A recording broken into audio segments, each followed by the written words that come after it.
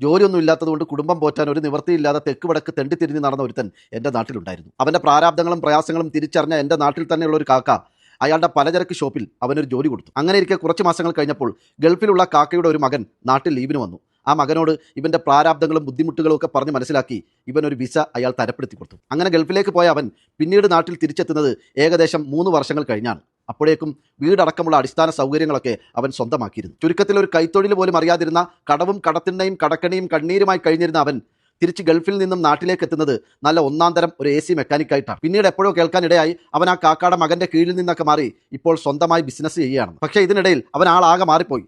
തൻ്റെ സ്വന്തം അധ്വാനം കൊണ്ടാണ് താൻ ഇതൊക്കെ സമ്പാദിച്ചതെന്നും ആരും സഹായിക്കാനില്ലാത്ത ഘട്ടത്തിൽ ഗൾഫിലെത്തി ചോര നീരാക്കിയാണ് ഇന്ന് ഈ കാണുന്ന പണവും പത്രാസും ഒക്കെ താൻ സമ്പാദിച്ചതെന്ന് ഇടയ്ക്കിടെ അവൻ വീമ്പ് പറയാൻ തുടങ്ങി. ഇവൻ ഈ രീതിയിലുള്ള പൊങ്ങച്ചം പറച്ചിൽ സ്ഥിരമാക്കിയപ്പോൾ നാട്ടിലൊരാൾ ഇവനെ വിളിച്ചു നിർത്തി ഇവനോട് ചില കാര്യങ്ങൾ പറഞ്ഞു. നീ ഇന്നത്തെ ഈ അവസ്ഥയിലെത്തിയത് എങ്ങനെയാണെന്നും നിന്റെ ഭൂതകാലം എന്തായിരുന്നുവെന്നും ഈ നാട്ടിലെ ബഹുഭൂരിപക്ഷം ആളുകൾക്കും അറിയില്ലെങ്കിലും ഞങ്ങളിൽ ചിലർക്കൊക്കെ അറിയാം. നിന്റേതെന്ന് പറയുന്ന ഈ സൗഭാഗ്യങ്ങളും പണവും പത്രാസുമെല്ലാം നീ അധ്വാനിച്ചുണ്ടാക്കിയത് തന്നെയാണ്. പക്ഷേ കഴിവും തൻ്റെടവും പ്രാപ്തിയും ഒക്കെ ഉണ്ടായിട്ടും അത്തരത്തിൽ അവസരം കിട്ടാത്തതുകൊണ്ട് മാത്രം, ഗൾഫിൽ പോകാൻ കഴിയാത്തതുകൊണ്ട് മാത്രം ജീവിതത്തിൽ എവിടെയും എത്താതെ പോയ ഒരുപാട് ആളുകൾ നമ്മുടെ ഈ നാട്ടിലുണ്ട്. അവരുമായി താരതമ്യം ചെയ്തു നോക്കുമ്പോൾ ഗൾഫിലേക്ക് പോയി പണമുണ്ടാക്കാൻ ഒരു അവസരം കിട്ടിയ നീ ഭാഗ്യവാൻ തന്നെയാണ്. എന്നാൽ നിനക്കതിനുള്ള അവസരം ഒരുക്കി തന്ന ഒരാൾ ഇവിടെയുണ്ട്. നീ അയാളെ ആദരിക്കണമെന്നോ പുകഴ്ത്തി പറയണമെന്നോ അല്ല ഞാൻ പറയുന്നത്.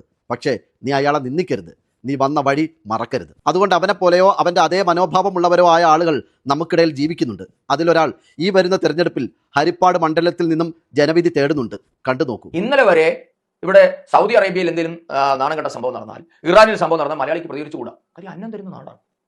പഠിച്ചിട്ട് സൗജന്യമായിട്ട് മലയാളിയുടെ എല്ലുമുറിയെ പണിയെടുത്ത് പൈസ ഉണ്ടാക്കുന്നതാണ്. ഒരുത്തിന്റെ സൗജന്യമല്ല. മലയാളി ഇല്ലായിരുന്നെങ്കിൽ ഈ കാണുന്ന ഒരു ഗൾഫ് രാജ്യം ഉണ്ടാകാനും പോകുന്നില്ല. കഷ്ടപ്പെടും മലയാളിയുടെ രക്തത്തിലും വിയർപ്പിലും ഉണ്ടായതാണ് ദുബായ് അടക്കമുള്ള നഗരങ്ങൾ. എടോ സന്ദീപ്, എല്ലാവരും അധ്വാനിച്ചാൽ തന്നെ അവരവർക്ക് സാമ്പത്തികമായി എന്തെങ്കിലും നേട്ടമൊക്കെ ഉണ്ടാക്കാൻ സാധിക്കുള്ളൂ. അല്ലാതെ ആരുടെയും വീട്ടിലേക്ക് വന്ന് അവരുടെ വായിലേക്ക് ആഹാരം ഉരുട്ടി വെച്ചു കൊടുക്കാനൊന്നും പോകുന്നില്ല. ഇക്കാലത്ത് തൊഴിൽ അന്വേഷിച്ച് നടക്കാൻ ആർക്കും ഒരു ബുദ്ധിമുട്ടുമില്ല.